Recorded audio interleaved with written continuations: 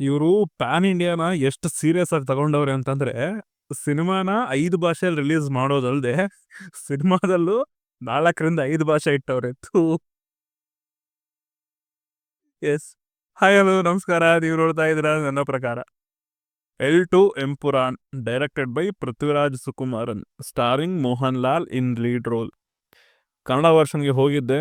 ಬನ್ನಿ, ನನಗೇನು ಇಷ್ಟ ಆಯಿತು, ನನಗೇನು ಕಷ್ಟ ಆಯಿತು ಅಂತ ಡಿಸ್ಕಸ್ ಮಾಡುವ. ಅದಕ್ಕಿಂತ ಮುಂಚೆ ಚಾನಲ್ಗೆ ಫಸ್ಟ್ ಟೈಮ್ ಬಂದಿದ್ರೆ ವಿಡಿಯೋನ ಫುಲ್ ನೋಡಿ, ಇಷ್ಟ ಆದರೆ ಮಾತ್ರ ಸಬ್ಸ್ಕ್ರೈಬ್ ಮಾಡ್ಕೊಂಡು ಸಪೋರ್ಟ್ ಮಾಡಿ.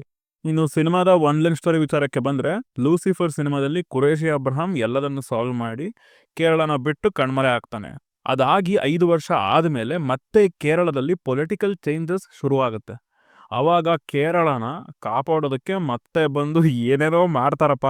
ಅದೇ L2 ಎಂಪುರಾನ್, ಸಾರಿ L2 ಲ್ಯಾಗ್ ಪುರಾಣ್.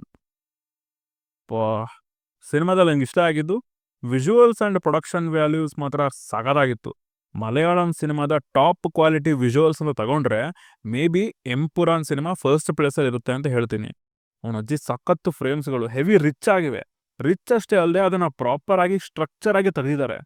ಆ ಒಂದು ವಿಜುವಲ್ ಬ್ಯೂಟಿ ಕಾಣಿಸುತ್ತೆ ಇಡೀ ಸಿನಿಮಾದಲ್ಲಿ. ಸೆಟ್ಸಿಂದ ಹಿಡಿದು ಎಲ್ಲದಕ್ಕೂ ಸರಿಯಾಗಿ ಖರ್ಚು ಮಾಡೋರೆ. ಇನ್ನು ಸಿನಿಮಾದಲ್ಲಿ ನನಗೆ ಕಷ್ಟ ಆಗಿದ್ದು ಇಡೀ ಸಿನಿಮಾ ಗುರು ಮಲ್ಕೊಳ್ಳೋದು ಒಂದು ಬಾಕಿ ಇತ್ತು. ಅಲ್ಲ, ಅವಶ್ಯಕತೆ ಏನಿತ್ತು ಈ ಸಿನಿಮಾಗೆ? ಏನು ಇಲ್ಲ ಗೈಸ್, ಹೇಳ್ತೀನಲ್ಲ. ಲೂಸಿಫರ್ ನನಗೆ ಅಷ್ಟೇನು ಗ್ರೇಟ್ ಫಿಲ್ಮ್ ಅಂತ ಅನಿಸಿಲ್ಲ, ಬಟ್ ಒಳ್ಳೆ ಸಿನಿಮಾ. ಒಂದು ಹೊಸ ಫೀಲ್ ಕೊಟ್ಟಿತ್ತು ಸಿನಿಮಾ ನೋಡಿದಾಗ. ಅಲ್ಲಿದ್ದ ರೂಟೆಡ್ ಡ್ರಾಮಾ, ಆ ಪೊಲಿಟಿಕಲ್ ಗೇಮ್ಗಳು, ಆ character mystery, simple but effective ಎಲಿವೇಶನ್ಸ್ಗಳು, ಇವೆಲ್ಲ ಇದ್ದಿದ್ದಕ್ಕೆ ಲೂಸಿಫರ್ ನನಗೆ ವರ್ಕ್ ಆಗಿತ್ತು. ಇದರಲ್ಲಿ ಆ ಎಲಿಮೆಂಟ್ಸ್ಗಳನ್ನು ಕ್ಯಾರಿ ಮಾಡಿಲ್ಲ. ಯಾವುದೋ ಒಂದು ಕಡೆ ನಾರ್ತ್ ಇಂಡಿಯಾದಲ್ಲಿ ಕತೆ ಶುರು ಮಾಡ್ತಾರೆ, ಅದು ಆವಾಗಲೇ ಗೊತ್ತಾಗ್ಬಿಡುತ್ತೆ ಇದು ಕಂಪ್ಲೀಟ್ ಆಗಿ ಒಂದು ಪ್ರಿಡಿಕ್ಟಬಲ್ ರಿವೆಂಜ್ ಡ್ರಾಮಾ ಆಗಿ ನಿಲ್ಲೋ ಥರ ಇದೆ ಅಂತ. ಬಟ್ ಪರವಾಗಿಲ್ಲ, ಇದನ್ನು ಹೇಗೆ ಬ್ಲೆಂಡ್ ಮಾಡ್ತಾರೆ ಅಂತ ನೋಡ್ತಾ ಇದ್ದೆ.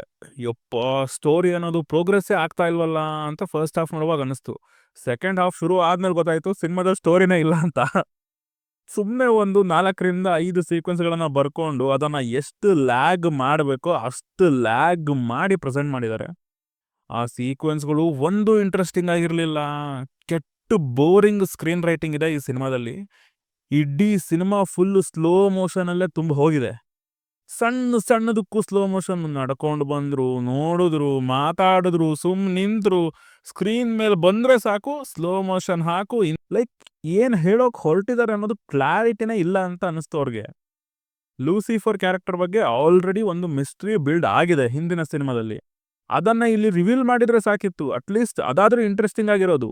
ಇಲ್ಲ ಇಲ್ಲ ಇಲ್ಲ ಇಲ್ಲ, ಅದೇಂಗಾಗತ್ತೆ? ಅದಕ್ಕೂ ಕೂಡ L3 ದ ಬಿಗಿನಿಂಗ್ ಅಂತ ಮಾಡಿ ಅಲ್ಲಿ ದುಡ್ಡು ದೇಬ್ಬೇಕಲ್ಲ. ಹೌದ್ ತಾನೆ, ನಿಜ ತಾನೆ? ಇನ್ನು ಪರ್ಫಾರ್ಮೆನ್ಸಸ್ ಬಗ್ಗೆ ಏನ್ ಮಾತಾಡೋಣ ಇಲ್ಲಿ. ಎಲ್ರು ನಡೆಯೋದ್ ಬಿಟ್ಟು ಬೇರೆ ಏನು ಮಾಡಿಲ್ಲ ಗುರು. ಆಕ್ಷನ್ ಸೀನ್ಸ್ ಅಲ್ಲಿ ಅಟ್ಲೀಸ್ಟ್ ಏನೋ ಫೈಟ್ ಇತ್ತು ಅಂತ ಅನ್ಕೊಂತ ಇದ್ದೆ. ಕ್ಲೈಮ್ಯಾಕ್ಸ್ ಅಲ್ಲಿ ನೋಡಿದ್ರೆ ಅಲ್ಲೂ ನಡ್ಕೊಂಡು ಬಂದವ್ರೆ. ಕರ್ವ ಗುರು.